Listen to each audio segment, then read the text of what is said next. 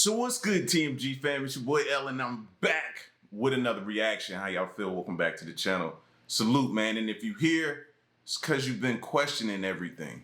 And I just want to let you know it's okay to question everything.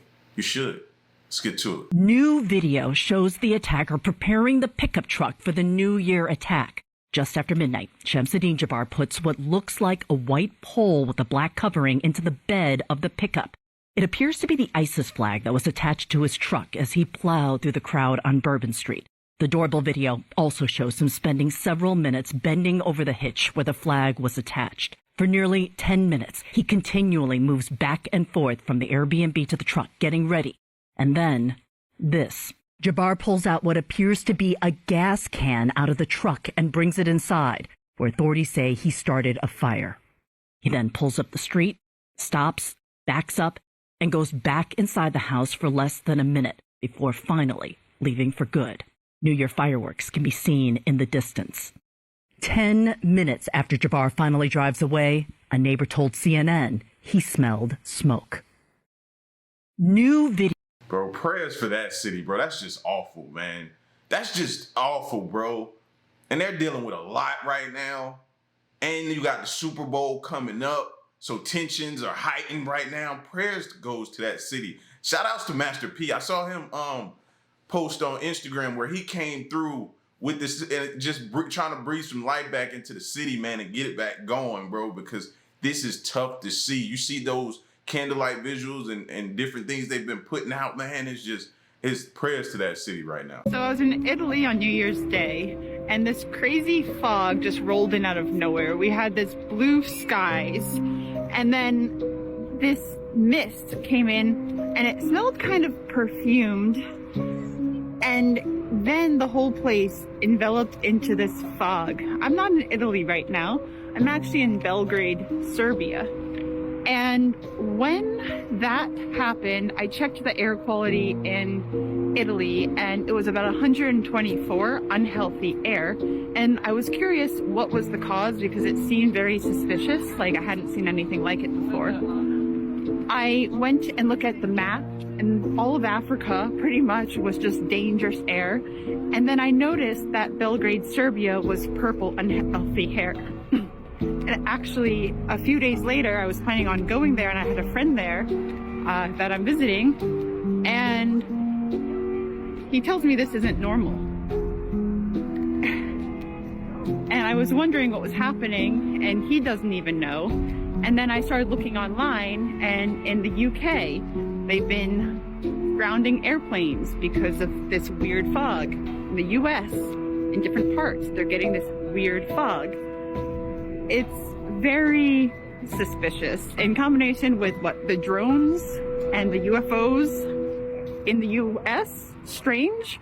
And then apparently there seems to be some sort of virus outbreak that's happening in China. And all of it seems very concerning. Like, is it a biological warfare sort of situation? Something just doesn't feel right when you add it all together. But this is right now, what are we? What's the date? January 4?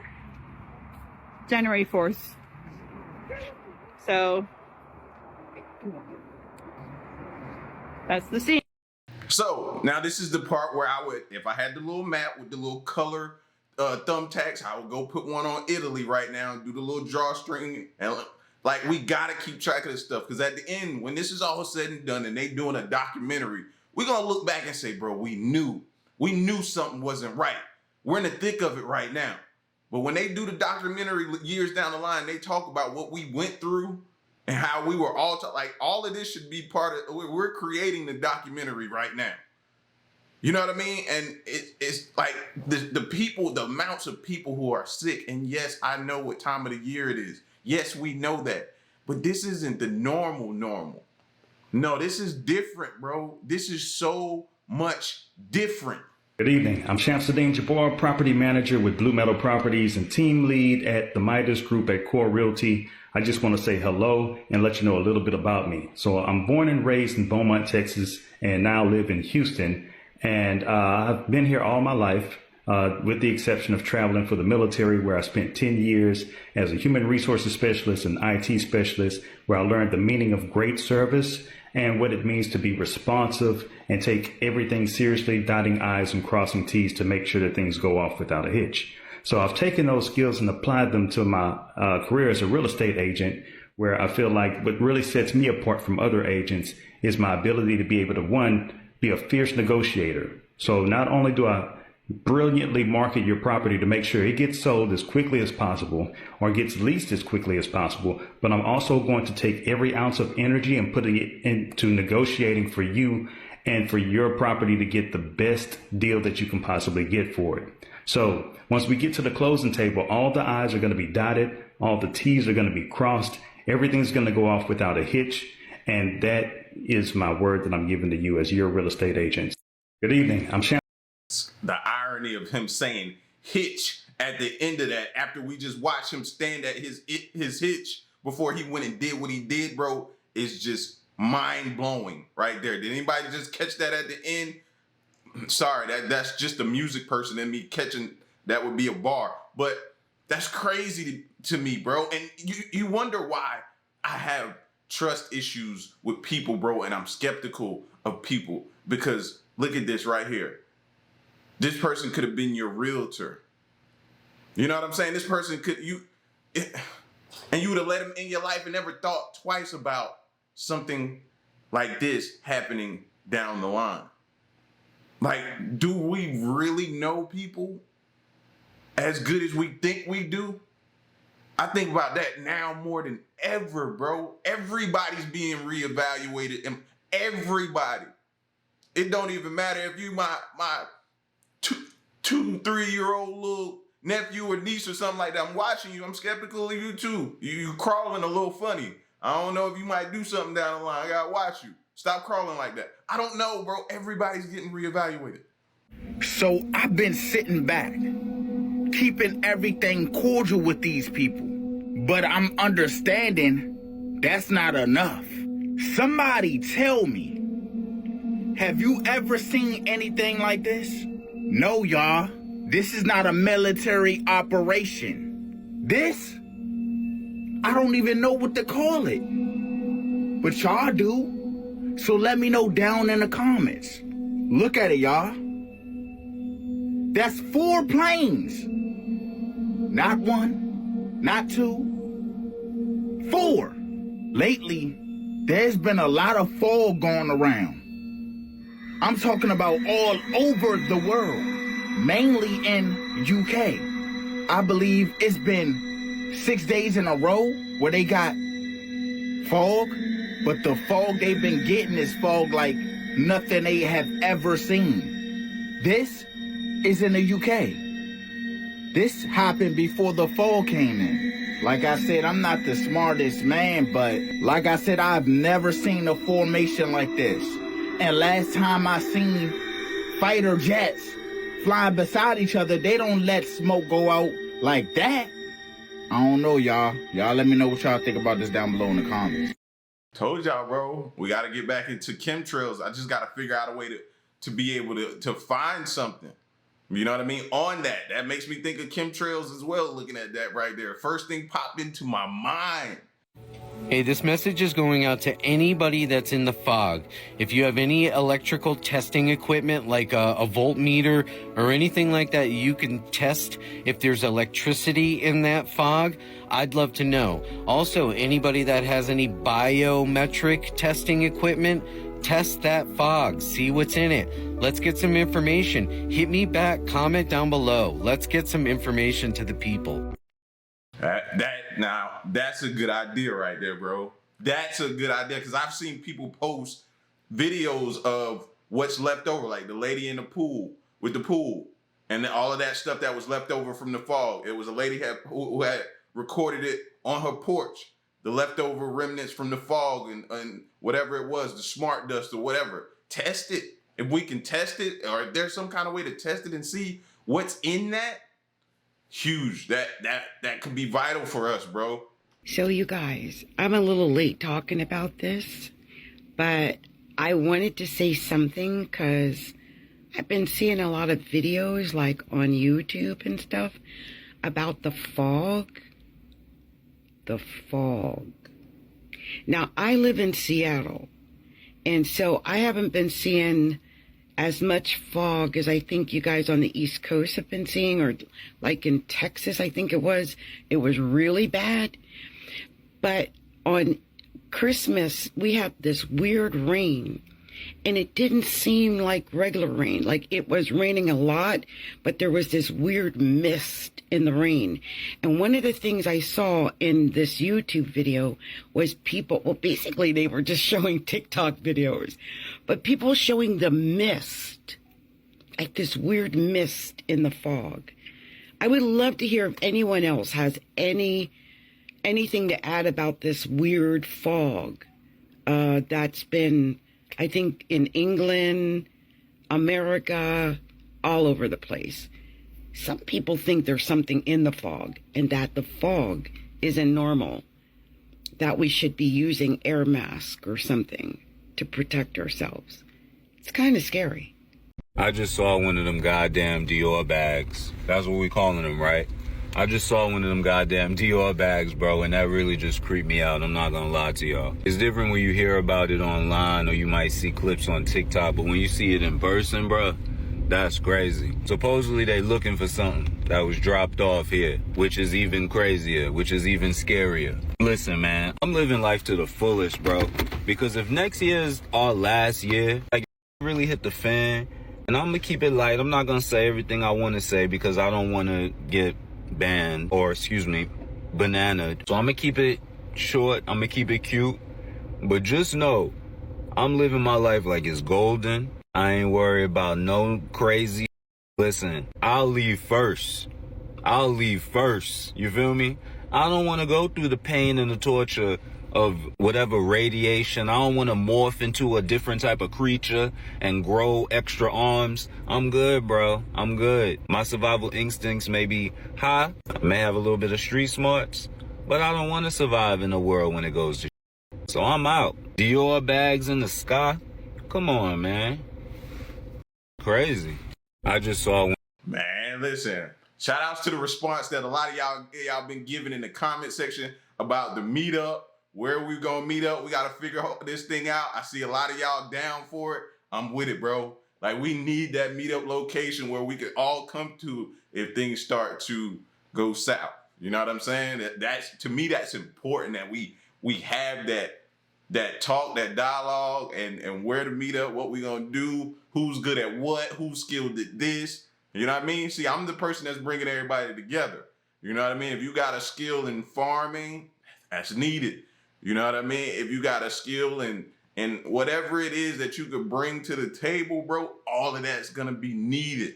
Wildlife, being able to go and capture and bring back so everybody can have food, farming, just different survival techniques and different things. If you could build shelters and stuff like that so we could survive the winters and the colds, all of that type of stuff is needed, bro. Seriously, all that stuff is needed. So I just saw Bethany Frankel commented on the whole Las Vegas, like, Sean Ryan podcast update, and a source of hers says that if they mention that the Dior bags are from China, run for the hills. It's false that they are ours. And that's kind of what I've been thinking. That's like what's making me question this whole thing, is like, what is this all a setup to shift the narrative and lead us to believe that something else is going on with the Dior bags to instigate a big thing in 2025. I have to talk in code because TikTok wants to give me warnings and flag my videos. So hopefully you're picking up what I'm putting down, but that's where I'm leaning. I think setup, I don't trust it. My gut's telling me not to. What do you think? So I just saw Bethany Frankel commented. Yeah, I'm hearing people's accounts and different things and stuff is happening, which is, it's just crazy, bro. Like, why can't you speak about certain things? Why? You're just giving your opinion on it. That's what everybody does. That's what that's what this whole thing is about. Why? So if nothing's really going on, why is a person being taken out of an algorithm or the videos being suppressed or something? Why is that happening? That just it makes us even more suspicious. I don't get that. Just hours after the deadly New Year's Eve truck attack in New Orleans, when confirmed information was scarce, President-elect Trump was quick to suggest falsely that the suspect was an immigrant. As some early reporting on the attack said, the driver crossed the border from Mexico.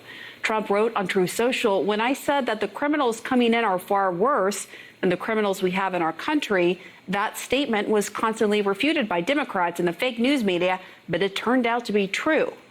Well, law enforcement officials have since identified the driver as a U.S.-born citizen and Army veteran from Texas. My source on this and more is Maggie Haberman, CNN political analyst and senior political correspondent for the New York Times. Hi, Maggie. Good to see you. So, look, despite the confirmation that the suspect was born in the U.S., Trump is doubling down on his message, saying that Biden's open border policy has led to a violent erosion of safety, national security, and democracy. Now, of course, there are national security concerns about the border, but that doesn't have anything to do with this case in New Orleans. What's behind this? Well, what's behind it, Pam, is that Trump has a pretty firm anti-immigrant box in which he fits most things, and this is no exception. They're tripling down.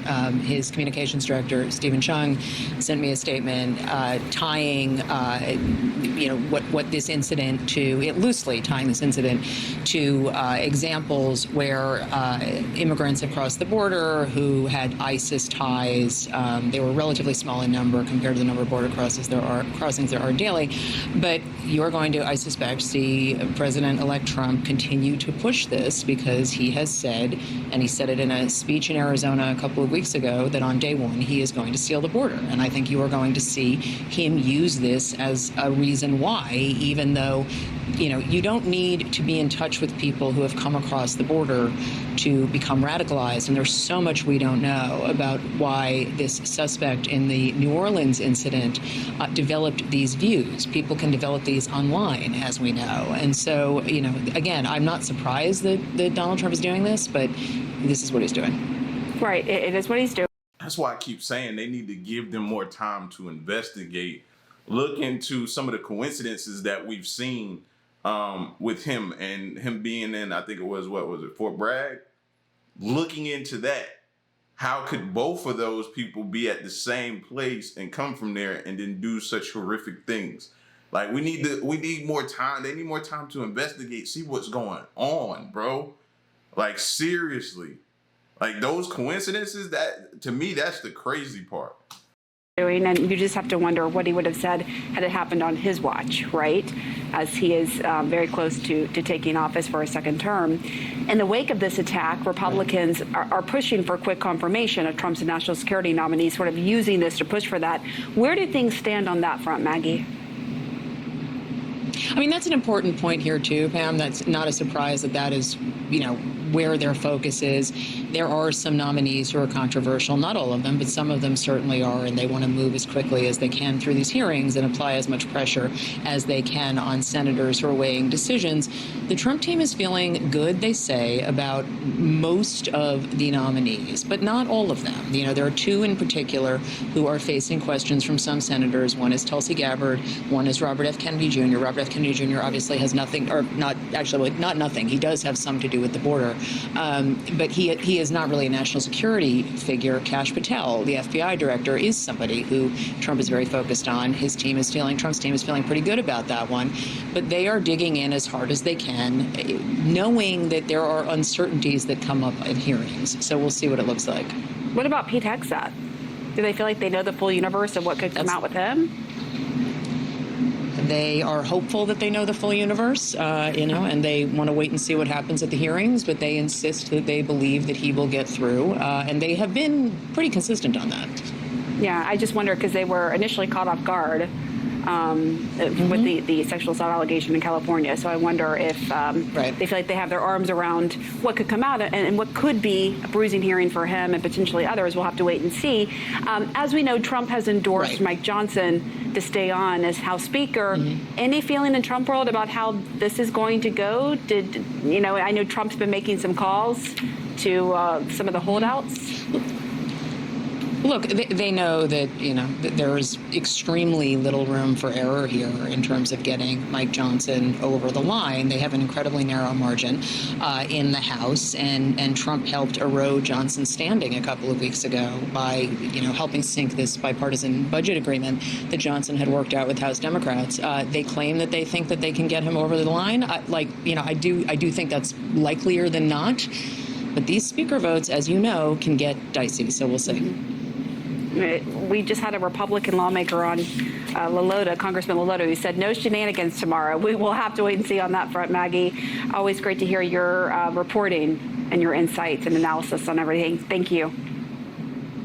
Do you believe they're hiding more land from us? Well, I do. And I'm not even talking outside of the ice walls. The ice walls that surround our level, flat realm and contain all the water of the oceans.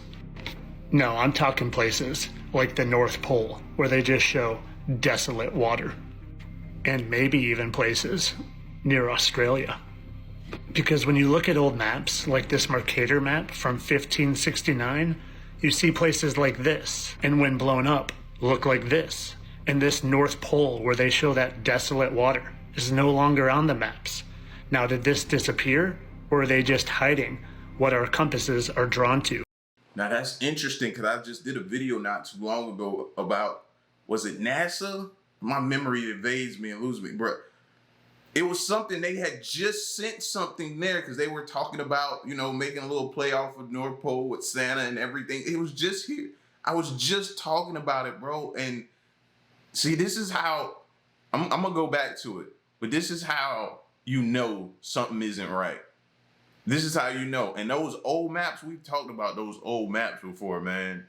Like, a lot of things could still be missing from our current map that were on those older maps. And our planet could basically be much bigger than we think it is, that we know of. And that's crazy. In the center of our flat realm.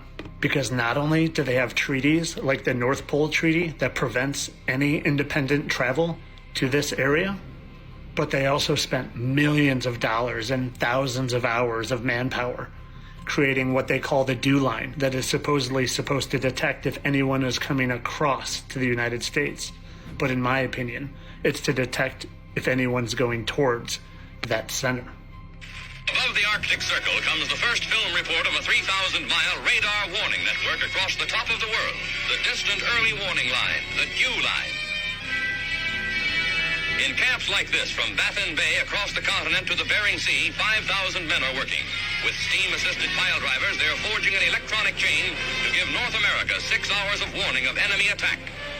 And that creation of that dew line just coincidentally happened to come a few years after Admiral Richard Byrd took a flight to the North Pole and didn't report seeing ice and snow, but land areas consisting of mountains, forest, green vegetation, lakes and rivers, and even an animal resembling a mammoth. So not only do I think they're hiding things in the north, but I think they're hiding things in the south. Because Lord knows, these controllers of the world, they like to put things in plain sight in movies. And when you look at current maps or globes and they look like this, but they show us this. And when you look at the logo for the United Nations that just happens to be a flat Earth map in Australia, looks a bit longer than in the normal maps. And when you look at the Hammond map that just happens to be the map that all the pilots use and happens to be an exact match for the flat Earth map, and again, Australia looks longer than they show us, you have to ask yourself, would they hide land from us? Now, I know a lot of y'all, first thing y'all want to do is y'all want to get a plane. Y'all want to be like, yo, we should fly around. First of all, y'all know I don't fly. So don't even approach me with that one. Y'all know I don't fly. No.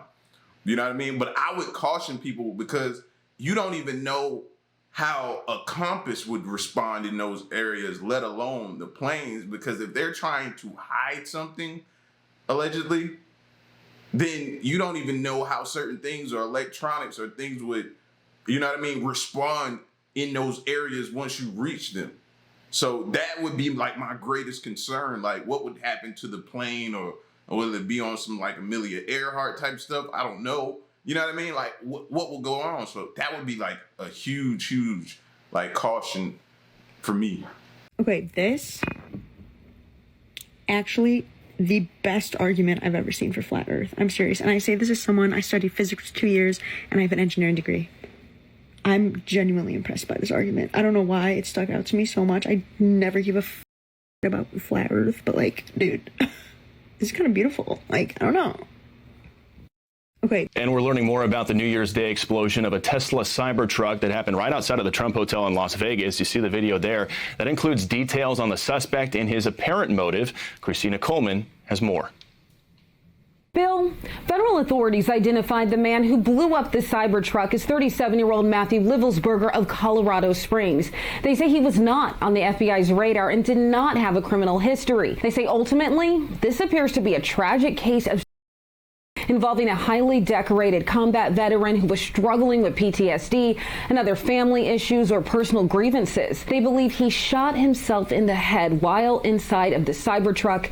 Today on Fox and Friends, an Army Ranger who knew Livelsberger shared his thoughts on this tragic situation. The guy was a great dude. He was fit. He was a good shooter. He was a good communicator. So heartbreaking. I truly hope that, this is a wake-up call for service members to make sure that we're checking in with each other right now. Even though authorities say Livelsberger blew up the Cybertruck in front of Trump's hotel in Las Vegas, they do not believe he had any animosity toward the president-elect based off of their investigation. They say they found notes on one of his cell phones that was found inside of the Cybertruck, giving some insight into his mind frame and a possible motive. During yesterday's press briefing, they read off some of his notes while updating the public on their investigation. This was not a terrorist attack. It was a wake-up call. Americans only pay attention to spectacles and violence. What better way to get my point across than a stunt with fireworks and explosives? 7 people suffered minor injuries from the explosion. Authorities say this could have been much worse if the still-sided vehicle didn't absorb so much force from the blast.